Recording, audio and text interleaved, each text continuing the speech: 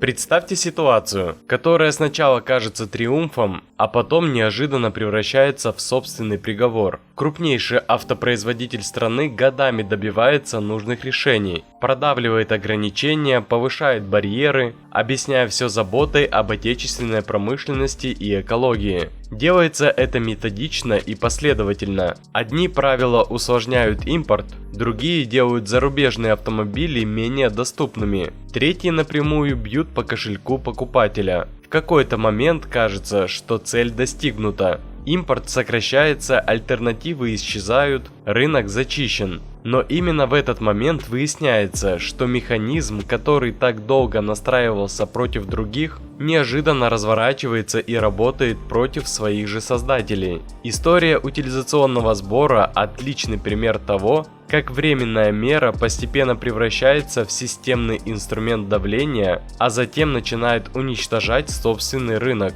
Сегодня мы поговорим не просто о налоге или платеже, мы поговорим о полноценной торговой войне, в которой нет победителей, есть только проигравшие, и первым из них оказывается обычный человек, который просто хочет купить нормальный автомобиль за разумные деньги. А в нашем телеграме можно узнать все без цензуры, тут не все можем говорить. Чтобы понять, как мы сюда пришли, нужно открутить время назад почти на 1,5 десятилетия. В 2012 году Россия вступает в Всемирную торговую организацию. Это событие подавалось как большой шаг вперед. Интеграция в глобальную экономику, новые возможности, рост конкуренции. Но у этой медали была и обратная сторона. Открытые рынки означали приток поддержанных автомобилей из Европы, Японии и Южной Кореи. Машины не новые, но часто куда более надежные и комфортные, чем многие свежие модели отечественного производства.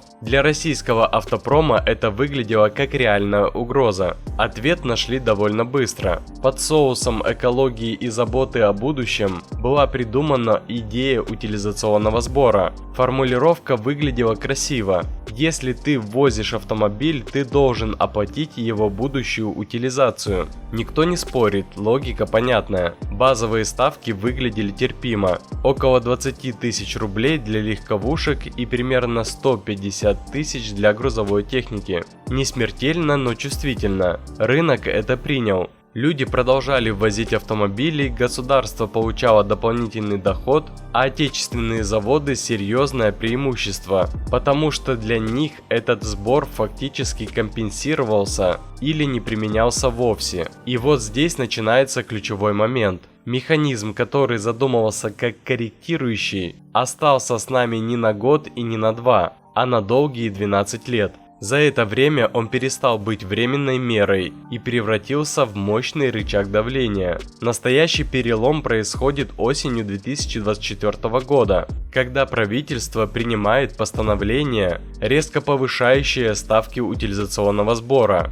Повышение не символическое, а кратное. В среднем плюс 70-85% сразу. Без длительных обсуждений, без серьезной публичной дискуссии. Все детали этих решений, кто лоббировал и кому это выгодно, я разбираю в Телеграме. Обязательно загляните, если хотите видеть картину целиком. Привычные суммы, к которым рынок адаптировался годами, в одночасье превращаются в неподъемные платежи.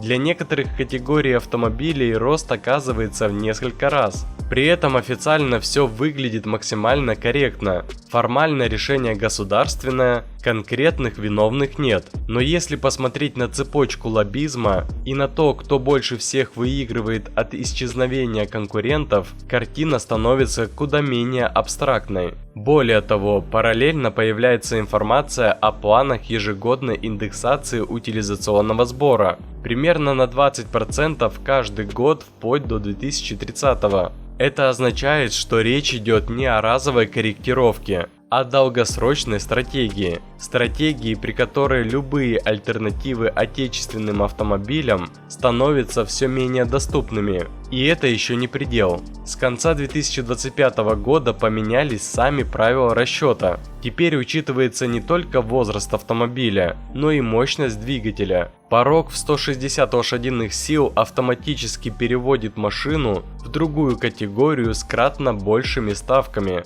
Фактически под удар попадает почти весь средний класс, кроссоверы, бизнес-седаны, да и просто нормально оснащенные автомобили. Рынок в этот момент перестают охлаждать, его буквально замораживают. И самое важное, страдают от этого не заводы и не чиновники. Платит за все конечный покупатель. Именно он сталкивается с ситуацией, когда один и тот же автомобиль за границей стоит заметно дешевле, чем в России. И речь не о премиуме, а о самых обычных моделях. Получается абсурд. Машины отечественного бренда за пределами страны оказываются доступнее, чем на внутреннем рынке. Фактически выбор для покупателя сужается до минимума. Легковой сегмент в основном АвтоВАЗ, внедорожники УАЗ, коммерческая техника ГАЗ.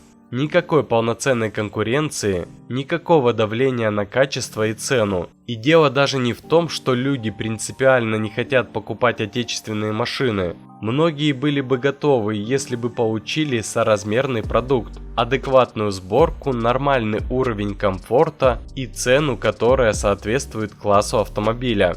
Но когда альтернативы искусственно вычищены, а цена растет быстрее качества, никакого патриотического эффекта не возникает. Возникает раздражение. На этом фоне особенно важным становится 2022 год. Уход западных брендов переворачивает рынок с ног на голову. Производства останавливаются, дилеры закрываются, привычные модели исчезают. Образуется огромный дефицит. И сразу ключевую роль начинает играть Казахстан. Страна становится основным коридором параллельного импорта. Через нее в Россию массово идут автомобили тех марок, которые официально ушли, но по-прежнему востребованы. Kia, Hyundai, Skoda и другие бренды находят дорогу к покупателю именно через казахстанский рынок. 2023 год становится пиком. Десятки тысяч новых автомобилей и несколько тысяч машин с пробегом пересекают границу. Да, логистика сложная, риски выше, цены растут, но для многих это все равно единственный способ купить нормальный автомобиль. Именно в этот момент разговоры о необходимости ужесточения утилизационного сбора становятся особенно активными. И это совпадение выглядит слишком удобным. Дальнейшая статистика говорит сама за себя. После вступления новых правил в силу, импорт начинает резко сокращаться. Потоки автомобилей уменьшаются почти вдвое, а затем падают еще сильнее. Добавляется еще один удар. Требование доплачивать утилизационный сбор за автомобили, ввезенные через особые экономические зоны. Казалось бы, цель достигнута, импорт практически задушен, внутренний рынок защищен, но именно здесь и срабатывает эффект бумеранга. Казахстан долгие годы был одним из ключевых экспортных направлений для российского автопрома. Продажи шли стабильно, объемы были понятны, рынок лоялен. Но когда импорт из Казахстана в Россию фактически перекрывают, в Астане задаются логичным вопросом: почему мы должны играть в односторонние ворота? Ответ оказался максимально зеркальным. Казахстан принимает решение увеличить утилизационный сбор для автомобилей из России и Белоруссии ровно в той же пропорции, в какой Россия увеличила его для казахстанских машин. Формула простая и жесткая, результат шокирующий. Для машин с двигателями до 2 литров платеж вырастает почти в 40 раз. Для диапазона от 2 до 3 литров более чем в 30 раз. А для двигателей свыше 3 литров рост превышает 200 раз. Это делает экспорт российских автомобилей экономически бессмысленным. Даже самые массовые модели становятся неконкурентоспособными по цене. Спрос исчезает. Рынок, который еще недавно считался стратегическим, фактически закрывается. Бумеранг возвращается точно в цель. В итоге мы получаем картину, в которой проигрывают все. Автопарк в России продолжает стремительно стареть. Люди откладывают покупку новых машин и выбирают подержанные автомобили, рассчитывая ездить на них еще десятилетия. рынок замирает, продажи падают. Вместо того, чтобы искать причины, по которым потребитель голосует рублем против новой продукции, система выбирает самый простой путь – административное давление. Но заставить человека купить то, что ему не подходит, невозможно. Нельзя построить устойчивую отрасль, закрыв рынок от конкуренции и надеясь, что выбора все равно не останется. Теперь этот же подход приводит к потере экспортных рынков и риску полной изоляции. И другие страны региона внимательно смотрят на происходящее, делая собственные выводы. Так возникает главный вопрос всей этой истории. Утилизационный сбор задумывался как защита и поддержка, но во что он превратился на практике? В инструмент, который бьет прежде всего по покупателю, лишая его выбора и заставляя платить больше за меньшее. Возможно, настоящая защита автопрома – это не барьеры или запреты, а инвестиции в качество, технологии и конкуренцию.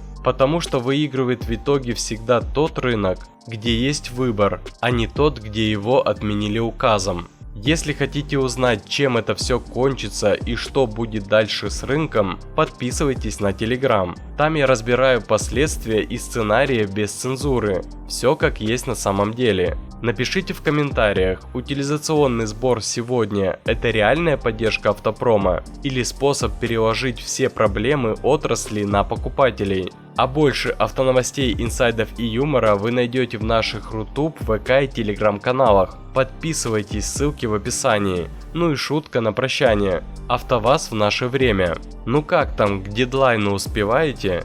Конечно успеваем, без проблем. Только дедлайн нужно будет перенести.